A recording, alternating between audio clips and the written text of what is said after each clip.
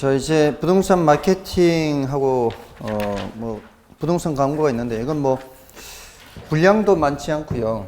난이도도 높지 않습니다. 근데 최근에 조금 덜 출제가 됐어요. 지금 그 기출문제 표시된 거를 보시면은 꾸준히 많이 출제되다가 그죠? 29회 30회 출제가 안 됐죠. 그래서 2년간 좀 쉬고 있어서 올해는 오히려 좀 출제 가능성이 조금 더 있지 않나 이렇게 좀 생각할 수 있어요. 근데 이제 주로 출제되는 것이 그 마케팅 전략에서 주로 출제되고요. 그 앞부분은 지문으로 등장하는 거예요. 그러니까 그 부동산 마케팅의 의의와 부동산 마케팅 환경이 있죠. 거기 이제 한 번씩 표시가 돼 있죠. 표시가 돼 있는 거는 그 뜻을 묻는 정도. 보통 뜻을 묻는 정도에서 출제되는 이런 것들은 이제 지문을 차지하기 위한 것이고 내용을 물은 것은 다 마케팅 전략이에요. 마케팅 전략에서 주로 출제가 됐으니까 그쪽 위주로 보시면 돼요. 다만 이제 뜻은 그 의의 동그라미 1번이나 2번 요 정도 뭐 읽어는 두세요. 뭐 어렵지는 않은 거고요. 다만 이제 의의를 읽을 때는 그걸 다 기억하려고 하지 마시고 동그라미 1번의 맨 끝에 단어 보세요. 재반 활동 이렇게 돼 있죠. 재반 활동이라는 건 모든 활동을 뜻해요. 모든 활동. 그러니까 기업이 목적을 달성하기 위해서 목적이라는 게 이윤 극대화거든요. 기업이 이윤을 극대화하기 위해서 하는 모든 활동이다 이렇게 보시면 돼요. 그러니까 마케팅을 사람들이 뭐 좀 어렵게 생각하죠. 뭐 마케팅이 뭐야 이렇게 막연하니까. 근데 그게 처음부터 끝까지 하는 모든 과정이다 이렇게 보시면 오히려 더 쉬워요. 그러니까 그 안에는 홍보도 들어가야 되겠죠. 그다음에 세일즈, 판촉 활동 뭐 이런 것도 들어가야 되고 또 AS도 들어가야 되겠죠. 이런 전반적인 활동들을 뭐라고 한다? 마케팅이다 이렇게 생각하시면 돼요. 그리고 이제 마케팅 환경은 미시 환경, 거시 환경 이렇게 있는데 미시라는 거는 앞에서 들어보신 적 있죠. 미시는 이제 나무 한 그루 한 그루 보는 관점이라고 그랬죠. 그래서 경제 주체별로 살펴보는 거는 미시적인 관점이에요. 그러니까 두 번째 동그라미 2번에 경쟁업자, 공중, 고객, 정부 이런 경제 주체들이거든요. 경제 주체들로 살펴보면은 미시고요. 근데 거시적 환경은 숲을 보는 관점이죠. 그래서 그 동그라미 2번에 보시면은 거시적 환경을 구성하고 있는 것으로 자연환경이나 경제 기술적 환경, 정치 행정적 환경 범위가 좀 어때요? 좀 더 넓은 범위라고 볼 수 있죠. 그렇게 보시면 되겠고요. 다음에 마케팅 전략 이제 여기서 주로 출제가 되는데 마케팅 전략은 시장 점유 마케팅 전략, 고객 점유 마케팅 전략 이렇게 나누어지죠. 다음에 관계 마케팅 전략 이렇게 나누어져요. 주로 출제되는 건 이제 여기 시장 점유 마케팅 전략에서 출제됩니다. 여기서는 다른 걸 묻는 게 아니고요. 이 용어의 뜻을 물어요. 그러니까 시장 점유 마케팅 전략이란 하면서 내용을 여기 걸 써야 되는데 밑에 걸 쓴다거나 이러면은 틀린 지문이 되는 거죠. 또 고객 점유 마케팅 전략이란 하면은 여기 내용을 써야 되는데 관계 마케팅 전략 내용을 쓴다거나 이런 식으로 이게 틀린 지문을 만드는 거예요. 그 다음에 여기 STP 전략 하는 거는 이게 시장을 세분하는 거거든요. 세그먼테이션이라는 영어 단어의 앞글자예요. 시장을 세분한다. 타겟은 표적이죠. 그다음에 P는 포지션, 차별화죠. 이게 차별화. 번역을 이제 차별화하는데 이 단어는 포지션이에요. 포지셔닝. 그러니까 자리 잡는 거잖아요. 자리 잡는 건데 다른 경쟁 제품과 다른 자리에 잡는다 이거예요. 그러니까 같은 자리에 잡아가지고는 이제 차별화가 안 되잖아요. 번역상 이렇게 차별화인데 그 고객들의 인식에 다른 위치에 자리 잡게 한다는 거예요. 예를 들어 애플이나 삼성 휴대폰 같은 경우에는 고가품의 이미지가 있잖아요. 근데 이제 삼성에서 좀 저가품으로 만든 게 A 시리즈인가요? 약간 저가품으로 만든 게. 그런 식으로 이제 고가품으로 가다가 이제 저기 애플에 밀렸잖아요. 삼성이 좀 밀리는 편이잖아요. 이제 저가폰도 좀 신경 쓰고 이런 식으로 어떤 애플 하면은 당연히 뭐 쪽으로 밖에 없어요. 고가폰. 이 이미지밖에 없어요. 이 고객들의 인식 속에. 그죠? 그런 식으로 고객들 머릿속에 이렇게 인식시키는 거예요. 아, 저 회사 제품은 어떤 거. 이런 게 이제 일종의 차별화죠. 닥스 하면 딱 떠오르는 문이 있잖아요. 그게 다 차별화예요. 그게 닥스하면 떠오르는 문이 있죠.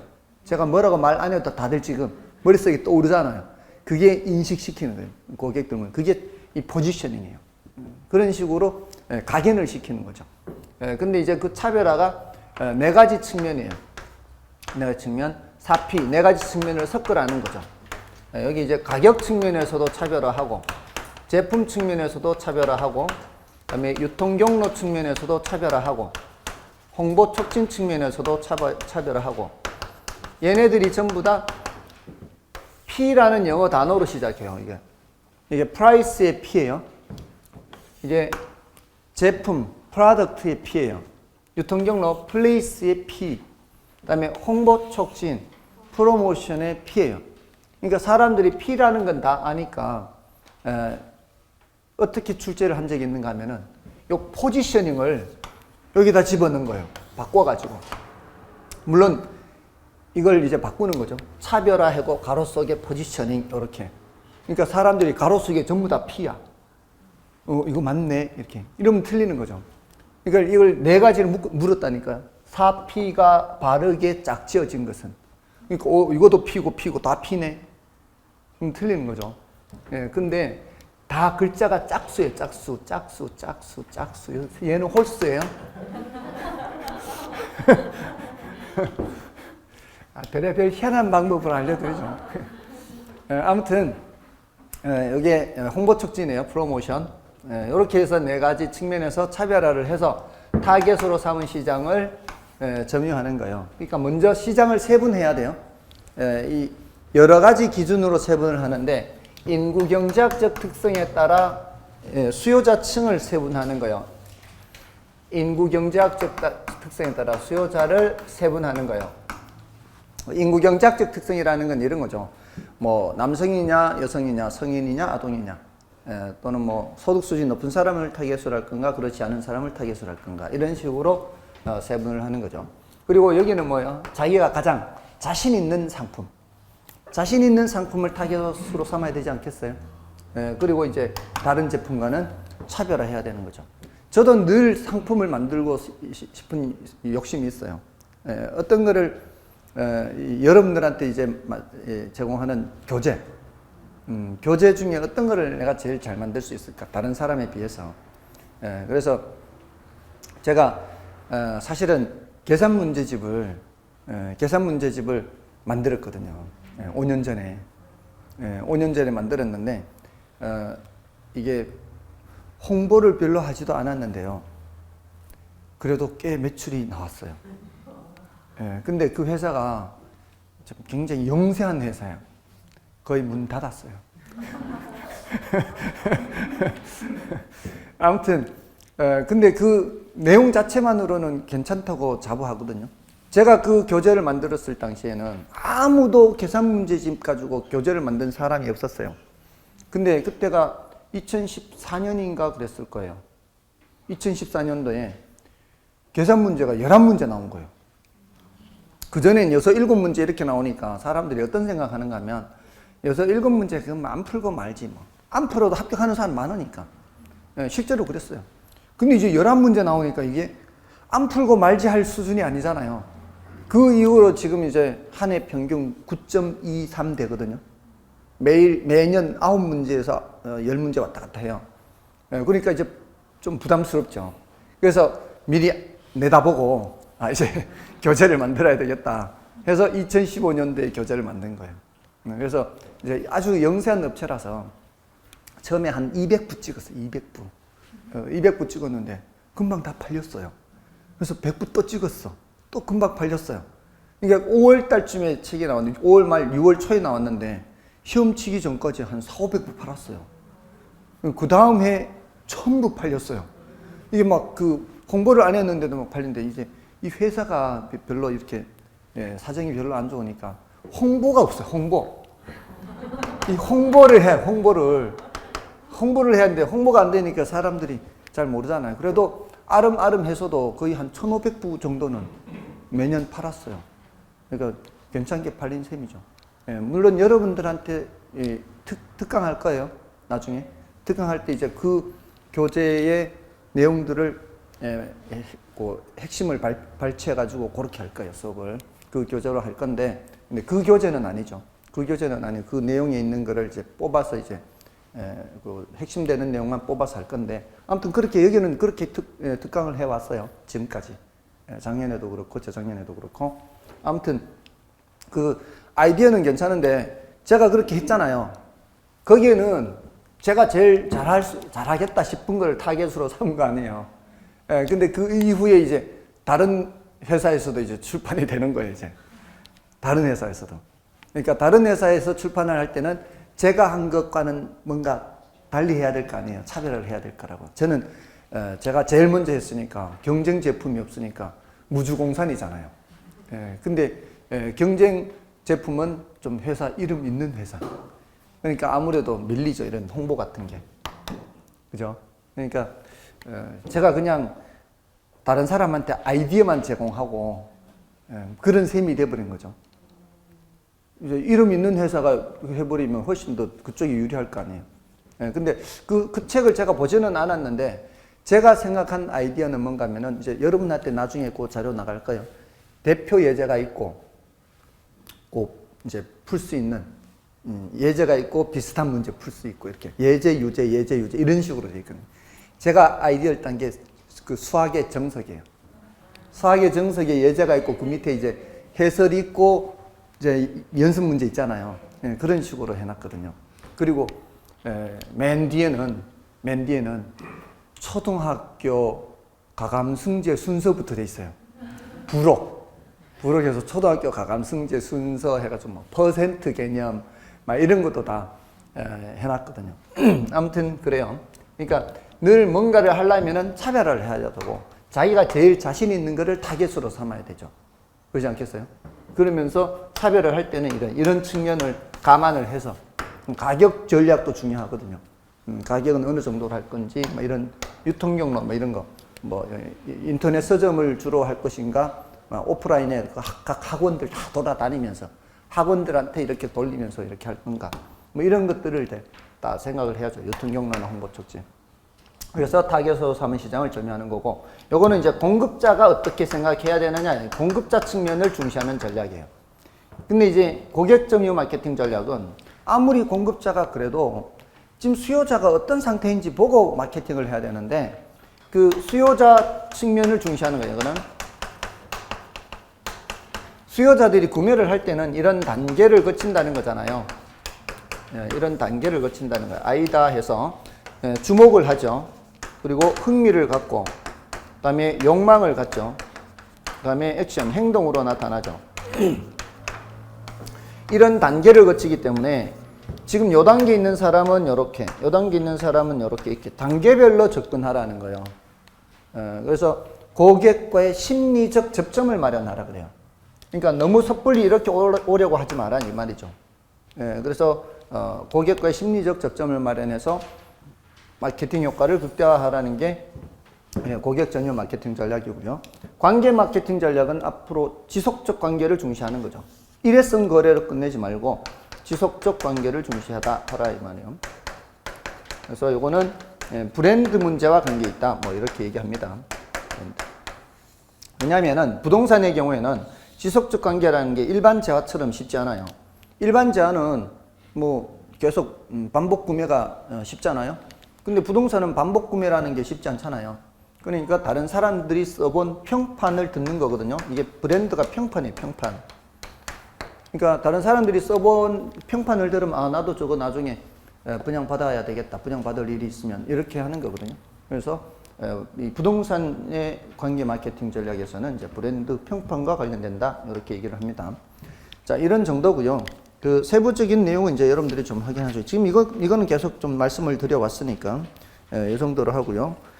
그 407쪽의 문제를 한번 볼까요? 어떤 식으로 나왔는지.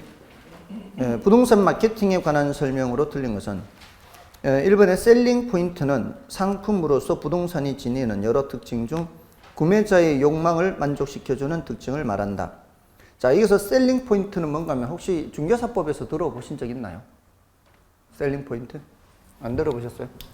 판매 소구점이라고 그래요. 판매 소구점. 번역은 이렇게 하는데 이게 셀링 포인트잖아요. 셀링 포인트. 이 글자는 이렇게 해서 어려운데요. 내용은 다들 아시는 거거든요. 내용은 아는데 표현을 이렇게 하는 거예요. 그러니까 여러분들이 이 설명을 듣고 나서 아, 이게 셀링 포인트구나. 이렇게 이제 마음을 가지시면 돼요. 자, 여러분들이 이제 중개 사무소를 이제 오픈을 해요. 이제 전화를 받아요. 그럼 이제 고객이 물건 좀 알아봐 달라고 할 거 아니에요. 어떤 물건 원하세요? 그러면 방 3칸짜리에 가격대는 뭐 몇 억대 정도, 위치는 뭐 전철역에서 뭐 어느 정도 위치, 뭐 그 동네 그런 거 있으면 좀 알아봐 주세요. 이렇게 하잖아요. 예? 그러면 내가 알고 있는 물건 중에서 빨리 생각해야 되죠. 그 사람이 말한 거. 방 3칸짜리에 가격대는 몇 억대 정도, 지하철역에서 얼마 이내 거리. 그걸 갖고 있는 물건들을 찾아야 될 거 아니에요. 그게 바로 판매 소구점이에요. 판매 소구점. 고객이 원하는 바. 고객이 원하는 바가 바로 뭐라고요? 판매 소구점. 그 판매 소구점을 갖고 있는 물건을 빨리 물색을 해야 될 거 아니에요. 됐나요? 근데 거기는 그 뭐라고 돼 있어요? 그 상품으로서 부동산이 지니는 여러 특징 중 구매자의 욕망을 만족시켜주는 특징.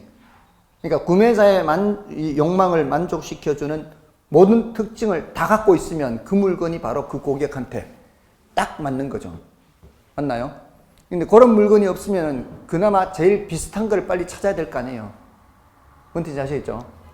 이거를 주의를 하셔야 돼요. 여러분들이 실무를 하실 때는. 여기에 맞춰야 되는데 자기 입장에서 좋아 보이는 물건을 자꾸 이야기하면 안 된다고. 고객이 원하는 걸 찾아야지. 아무리 자기 입장에서 이게 좋아 보여도 이 고객이 답답해 보여도 자꾸 그 고객이 원하지 않는 다른 거를 소개를 하면은 그거는 꽝이다 이 말이에요. 그런 사례가 있었어요.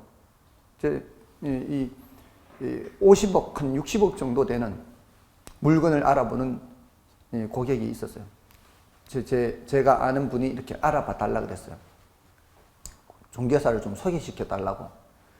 그러면서 저한테 어떤 물건을 원하는지를 저한테 먼저 얘기를 했어요.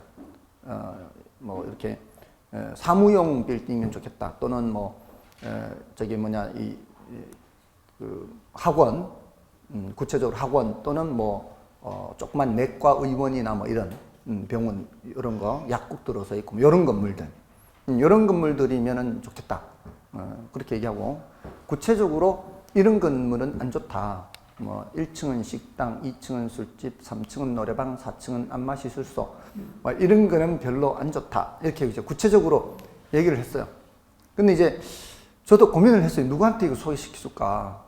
그래서 지역별로는 어느 지역 뭐 이런 식으로 해가지고 그래서 좀 뭐 전국을 다니니까 이렇게 그 지역에 이제 소개를 시켜줬어요. 그래서 얘기를 했어.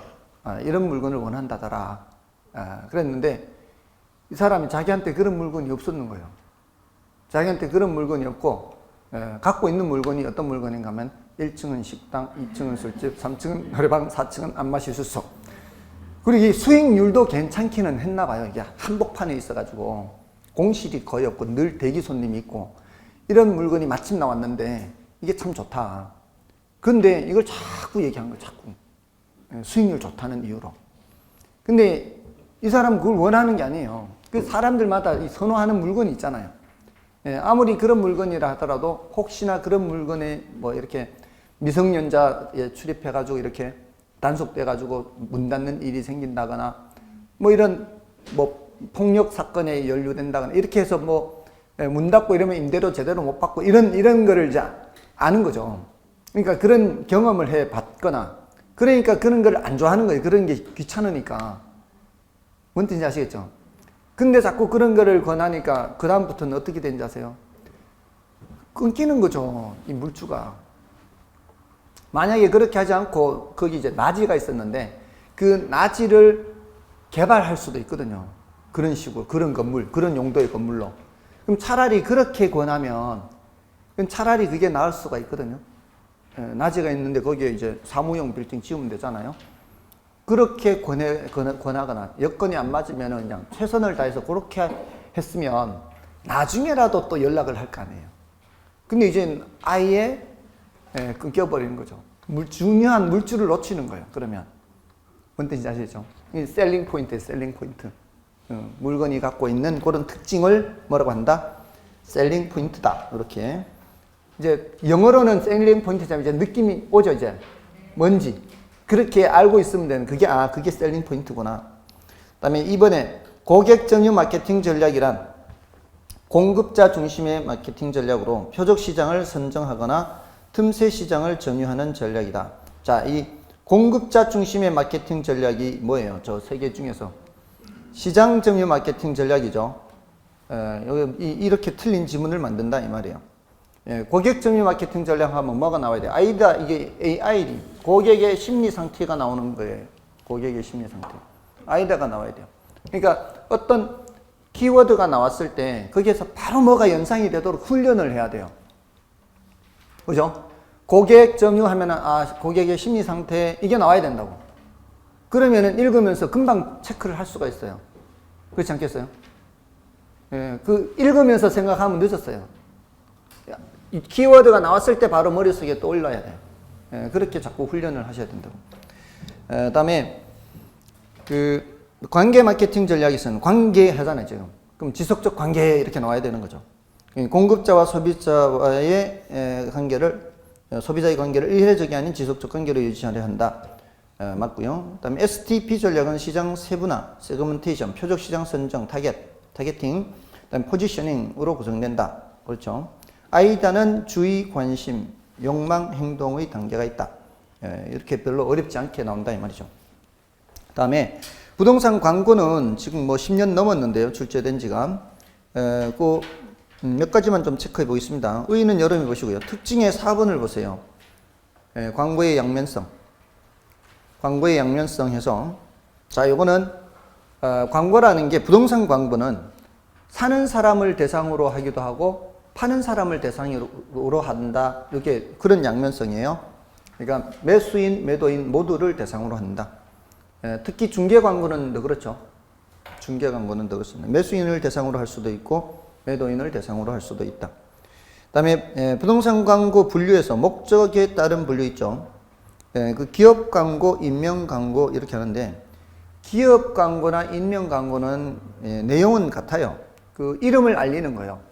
이름을 알리는 거. 우리 이제 부동산 광고가 아니더라도 우리 이제 TV에 보면은 뭐 삼성에서 이제 광고할 때 구체적으로 삼성전자에서 만드는 무슨 핸드폰을, 스마트폰을 광고할 수도 있고 삼성전자에서 만드는 가전제품을 광고할 수도 있잖아요.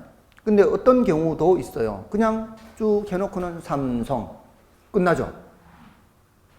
삼성 무슨 가전제품 광고하는 것도 아니고 핸드폰을 광고하는 것도 아니고 그냥 삼성 끝나는 거예요.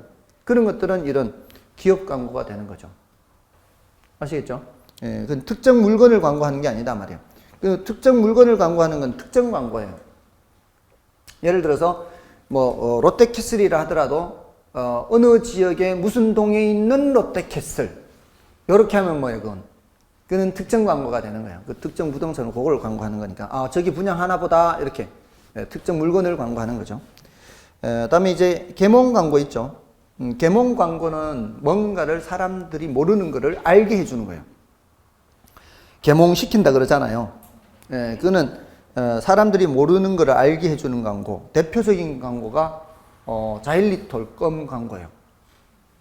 자일리톨 껌 광고할 때 그 TV 화면에 옛날에 막 글자로 이렇게 자일리톨 해가지고 땡땡 해가지고 자일리톨이란 자작나무 추출 물질로서 뭐 이렇게 충치 예방 효과가 있는 물질 이렇게 이제 알려주잖아요. 그러면서 저게 자일리톨이라는 물질이 충치 예방 효과가 있구나 사람들 알게 해주죠. 그러면서 우리 껌은 자일리톨을 이용해서 만들었다는 걸 이제 이용해서 저거 씹으면은 충치 예방 효과가 있나 보다 이렇게 해서 광고하는 거 이런 것들이 계몽 광고다 이 말이에요. 됐나요? 그다음에 매체에 따른 거는 신문 광고. 신문 광고는 다들 아시죠? 옛날에 뭐 신문 광고 많은데 이제 뭐 사실 별로 신문 광고를 하지 않으니까 별로 중요하지도 않은데 그 신문 광고에 요즘도 신문 보시나요? 잘 안 보죠? 저희 집은 보긴 봐요 아직도. 신문 보는데 광고가 간혹 들어오는 것 같아요. 간혹. 이게 간지라 그러죠, 간지. 근데 간지 넣는데 그 간지 듣는 거 말고 신문에다 이렇게 광고하는 거. 신문에 전면 광고 있죠, 전면 광고. 또는 반면 광고 있잖아요. 네, 이런 것들을 전시 광고라 그래요, 전시 광고. 전면, 반면 이런 거. 전면 광고, 이렇게. 이런 걸 전시 광고를 하는데, 그, 안내 광고는 뭔가 하면은, 이렇게 이제 반 틈이나 이렇게 잘라서 이렇게 3단, 위는 이제 기사가 나가고요. 또는 얘네들 전부 다 이렇게 잘라서 이렇게 할 수도 있고요. 짤막짤막하게 자르는 거 있죠? 짤막짤막하게 이래가지고 급구 막 이렇게 광고하잖아요. 그죠? 급구, 일수 뭐 이렇게. 이렇게 하는 광고를 안내 광고라 그래요, 안내. 지면이 좁아요. 지면이 좁고 얘는 지면이 넓고. 상세한 설명 넣을 수 있겠죠? 상세한 설명을 넣을 수 있는데 이쪽은 그냥 축약된 표현으로만 넣어야 되겠죠. 그런 것들이에요. 그 다음에 라디오, TV는 뭐 됐고요. 다이렉트 메일, DM 발송한다 그러죠. DM, 우리 집으로 우편물로 오잖아요. DM 발송의 특징이 뭔지 아세요? 표적 고객이에요, 표적 고객. 표적 고객, 특징이. DM 발송의 특징은 표적 고객. 이 우편물을 받아볼 사람이 누군지 알고 보내는 거죠. 보통의 광고는 뭐예요? 이렇게 광고 간판 써놓으면은, 그 뭐 남녀노소 다 보는 거잖아요. 불특정 다수를 대상으로 하는 게 보통의 광고죠. 근데 DM 광고의 특징은 특정돼 있어요. 아, 이 사람은 저기 사는 누구, 이렇게. DM 발송의 특징이죠. 근데 그 사람을 개인적으로 알 필요는 없죠. 개인적으로 알 필요는 없지만 그 특성에 맞는 사람만 받아보면 되는 거예요. 예를 들어 여기 학원에서 주택관리사 강의를 할 때는 그 DM을 어디로 보내는가 하면은 아파트 관리 사무소로 보내요. 아파트 관리 사무소로 보내면은 아파트 관리 사무소장은 주택관리사지만 그 직원들은 주택관리사가 아닌 사람들 많잖아요. 그럼 그 사람들은 받아보고, 이렇게 주택관리사 강의가 있네. 이렇게 이제 받아보고, 그 사람들은 타기 되는 거죠. 특히 다른 사람보다 그 사람들은 공부할 가능성이 더 많죠. 평소에 주택관리사무소장이 아니고, 뭐, 나도 공부해서 소장 되겠다. 뭐, 이렇게. 아무튼, 뭐, 반드시 그건 아니지만, 그 DM 발송의 특징이에요. 그 다음에 교통광고 다들 아시죠? 뭐, 이렇게 버스나 이런 걸 이용하는 거. 다음에 점두가 한자가 뭘까요? 점포의 머리예요. 점포의 머리. 그러니까 이 간판 생각하면 돼요. 간판. 또는 왜 이렇게 요즘은 좀 그래 요즘도 있나? 저기 점포 앞에다가 이렇게 바람 불면 뱅글뱅글 돌아가게 하는 거. 뭐 그런 광고도 있고요. 또 뭐죠? 바람을 밑에서 쏘아 불어 올려서 이렇게 막 팔이 덜렁덜렁 그런 거 있잖아요. 이렇게 막 이런 것도 있고 이렇게. 이런 게 다 그런 광고라 생각해요. 점포의 머리 생각. 점포 앞에다가 이렇게 하는 거. 그건 점두 광고예요. 그다음에 노벨티 광고는 뭔가 하면은 그 옛날엔 많았는데요. 뭐 나이트클럽 같은 데 가면 라이터 이렇게 무슨 나이트 이렇게 하잖아요. 나이트클럽을 안 가봤네. 호박 나이트 해가지고 이렇게 판촉물. 나이트에 호박 나이트가 많죠. 왜 호박 나이트가 많아요? 그 나이트가 신데렐라 때문에 그런 거 아니에요 혹시? 신데렐라에 12시 되면 호박이 마차로 바뀌어서 12시 넘으면 안 되잖아요 그게. 근데 그거는 12시 넘어서까지 놀아야 되는데 아무튼 그런 판촉물 같은 거 있죠. 그런 것들을 노벨티라 그래요. 그러니까 실용적이고 장식적인 조그마한 물건을 광고 매체로 활용하는 거. 요즘은 이제 많이 발전해서 옛날에는 뭐 이제 담배 피는 사람 많으니까 라이터 많이 하고 성냥도 했었지만 요즘은 이제 많이 넘어와서 뭐 볼펜도 돌리다가 이제는 뭘 많이 돌려요? 물티슈 많이 돌리죠, 물티슈. 그죠? 그래서 저는 물티슈는 받아가요. 이렇게. 지금 다른 건 안 받아도 물티슈는 받아갑니다. 자, 아무튼 그런 것들이에요. 그런 정도입니다. 뭐 최근 10년간은 출제되지 않는데 한 번 정도는 이렇게 하면 뭐 이런 게 있구나라는 정도는 이제 체크할 거니까 한 번 정도는 그렇게 말씀을 드립니다. 자, 이제 감정평가로 가셔서요. 그리고 지금 여기 문제들이 있는데요. 이제 다음 주부터 이제 문제 하잖아요. 그건 어떻게 하는가 하면은 지금까지 출제된 문제들이 최근 한 그 문제집이 한 8년치가 있어요. 8년치. 8년치가 있는데 그 중에서도 중요도가 높은 문제가 있고 중요도가 낮은 문제가 있어요. 기출문제라고 다 중요한 게 아니에요. 기출문제 중에서도 어쩌다 나오는 거 있죠. 아까 뭐 지금 광고라든가 아까 부동산 관리에서 무슨 임차인 선정이나 임대료 산정 방법 이런 거는 어쩌다 나오는 거잖아요. 우리는 자주 나오는 걸 아는 게 우선이죠. 그래서 어쩌다 나오는 것들은 별로 신경 쓰지 않을 거예요. 어쩌다 나오는 건 신경 쓰지 않고 자주 나오는 것들 위주로만 따로 뽑을 거예요. 그렇게 해서 그걸 설명을 할 겁니다. 물론 이제 거기에 대한 이론 해설을 이제 덧붙이는 거죠. 그렇게 해서 진행을 할 거예요. 이제 429쪽이죠. 감정평가로 들어갑니다.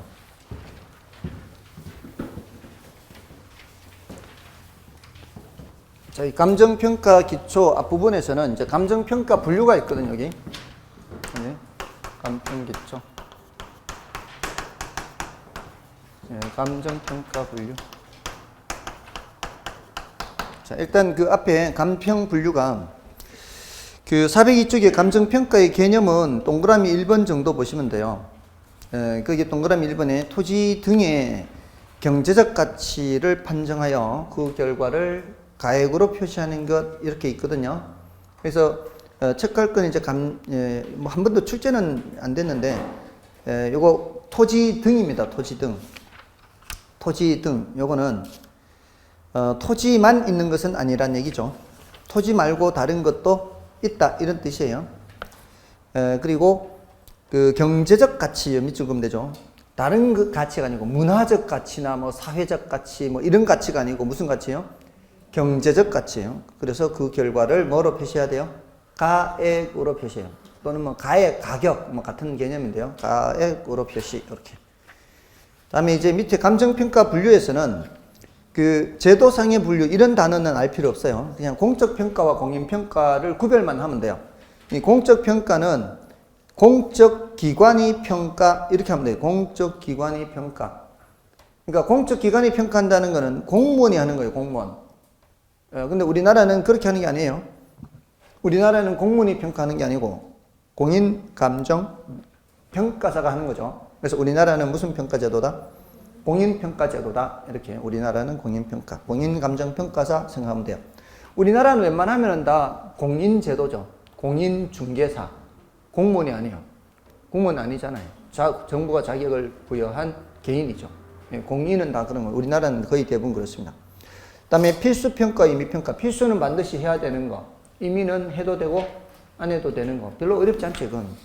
공익평가, 사익평가 이것도 마찬가지. 공익 목적이면 공익, 사익 목적이면 사익인데 예를 들어 이제 설명을 할 때 이걸 구별하면 돼요. 예를 들어 표준지 공시지가 평가다. 이거 공익평가 얘기했어요? 사익평가 얘기했어요? 이건 공익이죠.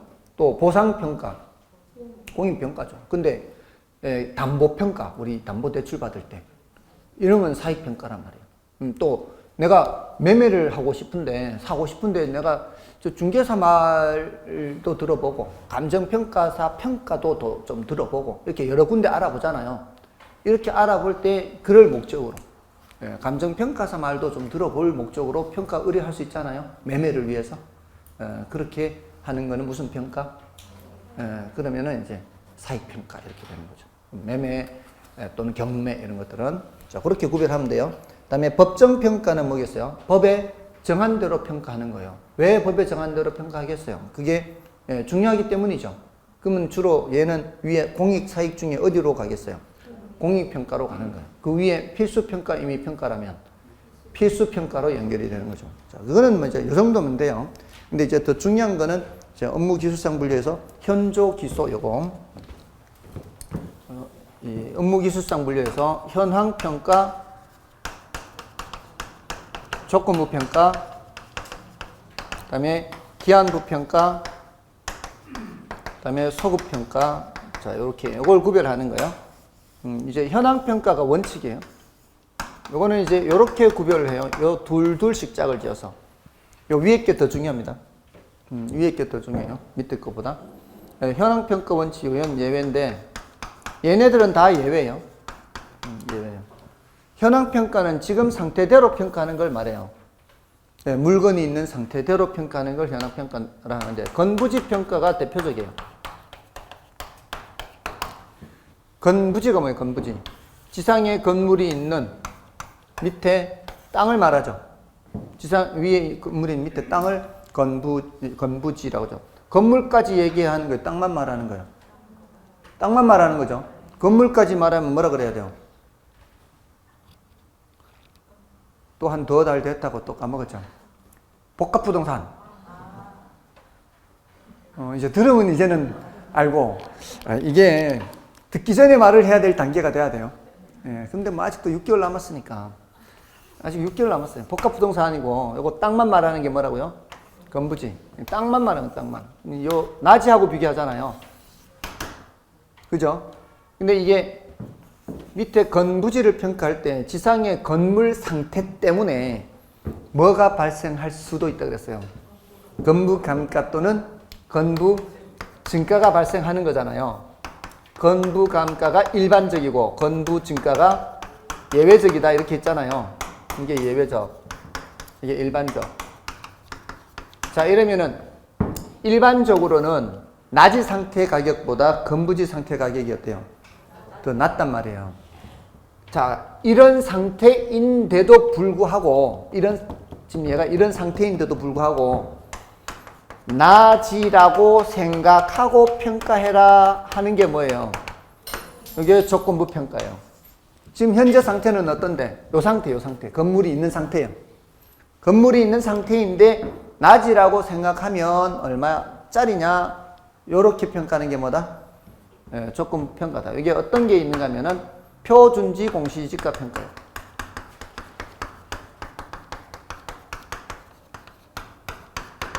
표준지 아시죠? 표준지. 전국에 약 40만 필, 4천만 필지의 토지가 있는데 50만 필지를 표준지로 선정을 해놨어요. 그러니까 표준지로 선정해서 요 땅이 표준지일 수도 있습니다. 요 땅이 표준지일 수도 있어요. 이제 80개 중에 1개꼴이니까 평균적으로. 그래서 이 표준지 공시지가를 공시하는 그 지적 도면을 보면은 각 지번 있잖아요. 지번에 표라고 동그라미가 있어요. 표 동그라미하고 저쪽에 가면 또 표 동그라미, 저쪽에 가면 또 표 동그라미 이렇게 있어요. 이게 뭔 뜻이에요? 그 땅이 표준지란 뜻이에요. 예, 그러면은 그 이제 A4지 같이 이렇게 목록이 이렇게 있단 말이에요. 그러면 이제 여기 표준지 지번을 보면은 요 가면 될 거 아니에요. 여기는 도면이고 여기는 그냥 대장이고 이렇게 가면은 요 지번을 찾아가면은 그 땅값이 얼마인지 다 표시가 되어 있는 거예요. 자, 그런데 그 표준지 땅값을 보는 사람이 이 동네 사람만 봐요? 전국에 다 봐요? 전국에 다 볼 거 아니에요? 그럼 전국에 다 보는데 그 땅 평가할 그 기준 시점에 건물이 있었는지 없었는지 어떤 건물이 있었는지 알 수가 없잖아요. 이미 시간은 지나버렸고 5월, 6월, 1월 1일 기준으로 평가한단 말이에요. 1월 1일 당시에 건물이 있었을 수도 있고 없을 수도 있고 그럴 거 아니에요. 그러면은 어떻게 해서 평가를 해야 되는 거예요? 아예 처음부터 건물이 없는 것처럼 해서 평가를 해야 보는 사람도 건물이 없는 상태에서 땅값이 이 정도구나 이렇게 알 수가 있는 거죠. 그래서 표준지 공시지가 평가는 전부 다 뭐예요? 낮이 상정 평가예요. 됐나요? 그리고 이제 현황 평가 원칙이고 현재 상태대로 평가하는 게 원칙이다. 근데 요거는 이제 조금 주의해야 되는 게 있어요. 현황 평가 원칙인데 일시적 이용이거나 불법적 이용은 제외예요.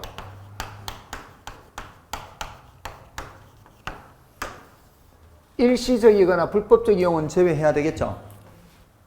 예를 들어서 지금 일시적인 이용이라면 이런 거예요. 내가 집을 지으려고 땅을 샀는데 대지란 말이에요. 대지. 지목이 대. 지목이 대인데 집 지을 때까지 놀리기가 아까워서 배추를 심어놨어요. 근데 그걸 이제 담보로 대출 받으려고 평가를 의뢰했더니만 평가사가 밭이라고 평가를 하면 돼요, 안 돼요? 안 되죠. 그건 일시적인 이용이란 말이에요. 그건 되죠. 그런 거는 안 되고 또 불법적 이용도 안 된다고요. 시골에 밭인데 거기다 허가도 받지 않고 거기다 집을 지어 놓으면 그걸 주거용 대라고 평가하면 돼요, 안 돼요? 안 된단 말이에요. 예, 그런 것들은 불법적 이용이면 안 돼요. 인정을 해주지만 안 된다는 거죠. 그래서 이거는 제외하고 지금 현재 상태대로 평가하는 거다. 자, 이렇게 보시면 돼요. 다음에 조건부 평가 됐고요. 다음에 이제 그 기한부 평가는 미래 일정 시점을 기준 시점으로 하는 거예요. 얘네들은 뭐에 대한 예외인가 하면은 기준 시점에 대한 예외, 기준 시점. 기준 시점은 중요한 용어예요. 이건 따로 알아두셔야 돼요. 기준 시점은 따로 해야 돼, 따로. 이건 굉장히 자주 나옵니다. 이게 정답 지문으로 나오기도 하고 정답 지문이 아닌 걸로 나오기도 하는데 자주 나오는 편이에요. 이 용어 자체가. 기준 시점은 감정평가의 기준이 되는 날짜예요. 감평 기준이 되는 날짜. 이걸 대답을 할 때 기준 시점이 뭐예요? 이렇게 물으면 이렇게 대답해야 되고요. 기준 시점이 그게 언제예요? 이렇게 물으면 언제. 이게 언제예요? 이렇게. 묻는 거를 잘 봐야 돼요. 뜻을 묻는지 그 시점을 묻는지. 이럴 때는 원칙적으로 가격조사 완료예요. 왜 굳이 제가 이렇게 말씀을 드린가 하면 예전에 시험에 출제가 됐어요. 출제가 됐는데 다음 용어의 정의에 대한 설명 중 옳지 않은 것은, 틀린 것은 이렇게 물었어요.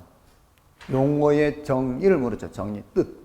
용어의 정의. 뜻을 물었는데 기준 시점이란 감정평가의 기준이 되는 날짜 이렇게 제대로 했어요.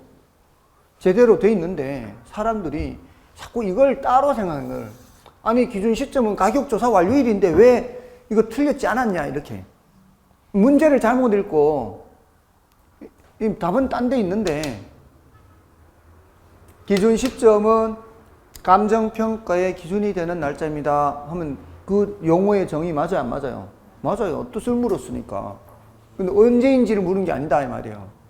그게 언제예요? 이렇게 물은 게 아닌데 잘못 읽고서 자꾸 이걸 이의신청한다고 하면 안 된다고요. 그래서 이의신청한다고 막 했다고. 예, 그러면 안 된다고. 아무거나 이의신청하면 안 된다고. 이게 언제 원칙적으로 가격조사 완료일이에요. 자, 요거는 예를 들어 1월 1일, 2월 1일 날 의뢰를 했어요. 의뢰. 감정평가 의뢰를 했어요. 의뢰를 했더니 2월 10일 날 가격조사를 완료했어요. 2월 15일 날 보고서 작성을 했어요. 감정평가 보고서 작성해야 되거든요. 작성 완료를 한 날짜가 이 날이에요. 왜냐하면 이제 자료가 있어야 평가를 할 거 아니에요. 자료 수집을 한 후에 이렇게 평가해요. 이때 보고서상 감정평가액이 10억이에요. 감정평가액이 10억인데 이게 언제적 10억이냐 이 말이에요. 이게 바로 2월 10일자 10억이다 이 말이에요. 2월 15일자 10억이 아니고. 왜냐하면 이 사람이 갖고 있는 자료는 언제까지 수집된 자료예요? 2월 10일까지 수집된 자료예요. 근데 요 2월 13일 날 요 동네 근처에 이 지역 근처에 공항이 들어선다. 공항이 들어선다는 뉴스가 발표됐어요. 그러면 2월 15일자에는 가격이 벌써 10억보다 올라가 있겠죠?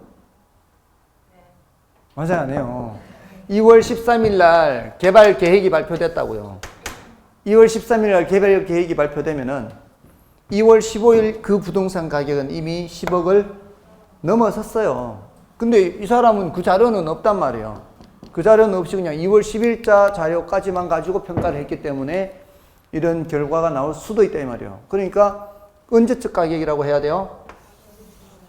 가격조사 완료일의 가격이다 라고 해야 된다고요. 됐습니까? 자, 그러니까 이게 원칙인데 예외적으로 미리 정할 수 있다는 거예요. 미리. 뭐보다 미리 정할 수 있어요? 뭐보다 미리? 가격조사가 완료되기 전에 미리. 가격조사가 완료되기 전에 미리 정할 수 있어요. 예, 요거는 가격조사가 가능한 경우라야 돼요. 가격조사가 가능한 경우. 가격 조사가 가능한 경우에는 미리 정하는데 시점을 미리 정하는 시점을 기준 시점을 미리 정하는 거예요. 그 정한 시점이 미래 일정 시점이면 기한부 평가, 과거 일정 시점이면 소급 평가예요. 그러니까 다가오는 앞으로 10월 1일 가격 구해주세요 하면 뭐예요? 기한부 평가. 지난 10월 1일 가격 구해주세요 하면 소급 평가. 기한부 평가도 하기는 해요. 아주 드물지만 하기는 해요. 언제 하는지 아세요? 환지할 때요. 환지할 때. 환지 들어보셨죠? 네. 내가 갖고 있는 땅 내놓고 새로운 땅 돌려받잖아요. 근데 이게 새로운 땅 돌려받을 시점에 가액을 알아야 교환을 할 거 아니에요. 내가 내놓는 땅은 지금 평가하면 되겠지만 내가 내놓는 땅은 나중에 돌려받을 땅은 나중에 돌려받는 거 아니에요? 나중에 돌려받는 땅하고 내가 지금 내놓는 땅하고 맞춰야 될 거 아니에요. 그럼 나중에 이 부동산 가격이 얼마가 될지를 알아야 될 거 아니에요. 이 기한부 평가예요. 이때는 이 전평가, 후평가예요. 환지 전, 환지 후. 그러니까 이 후평가는 무슨 평가가 되는 거예요? 기한부 평가가 되는 거죠. 아무튼 그런 필요는 합니다. 근데 좀 드물죠. 기한부 평가는 좀 드물고 소급 평가는 좀 많을 수가 있죠. 지난 10월, 작년 10월 1일 가격 구해주세요. 이런 거는 있을 수가 있어요. 주로 소송과 관련해서 많이 얘기를 해요. 자, 요거는 좀 이렇게 구별을 하시고, 그 다음에 내용은 이제 여러분들이 확인해 보시면 되겠죠. 다 읽어보세요. 이거는 뭐 분량이 더 중요하니까 괄호 1, 2, 3, 4하고 기준 시점은 다 읽어보시기 바랍니다. 그 다음에 감정평가에 관한 규칙상의 평가 있죠. 자, 요것도 중요하죠. 요건 이제 요거 더 많이 나왔죠. 1구부에 1구부. 이 감정평가 규칙상 일괄평가, 구분평가, 부분평가예요. 1구부 이렇게. 자, 여기는 이제 원칙은 개별평가입니다.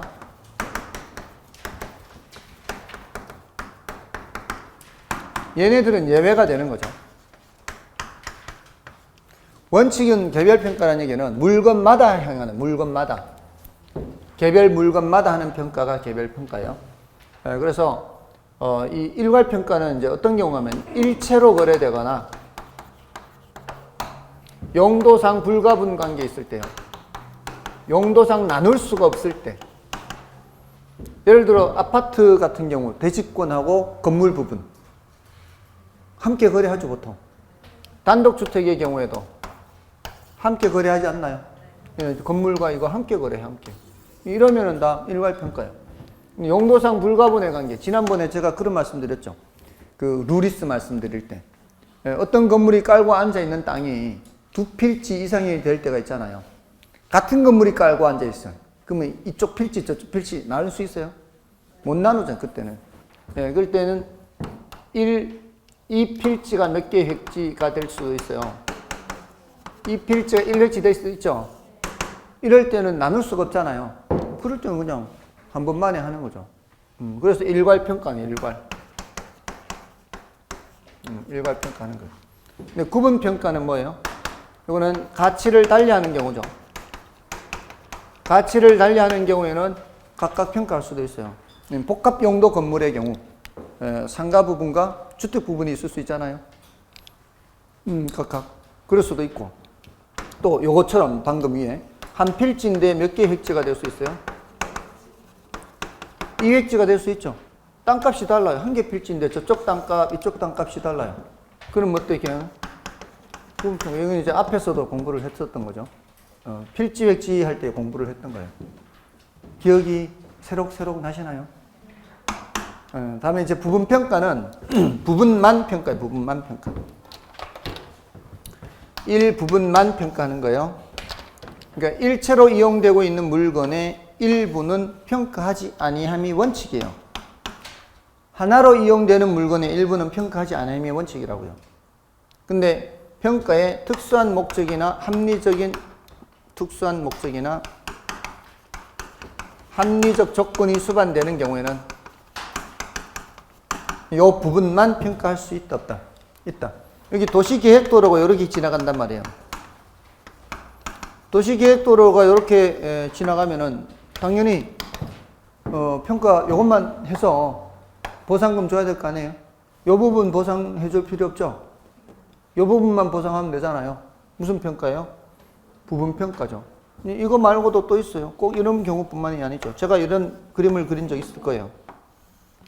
앞토지 소유자와 뒷토지 소유자 사이에서 이 부분에 대한 거래를 하려고 하는 거예요. 이럴 때 요 땅값이 서로 이제 의견이 이제 상충하니까 우리 감정평가사한테 요거 좀 맡기자. 그럼 감정평가사가 평가해 줄 거 아니에요. 이때 무슨 평가하는 거예요? 요 부분만 평가하는 부분. 됐나요?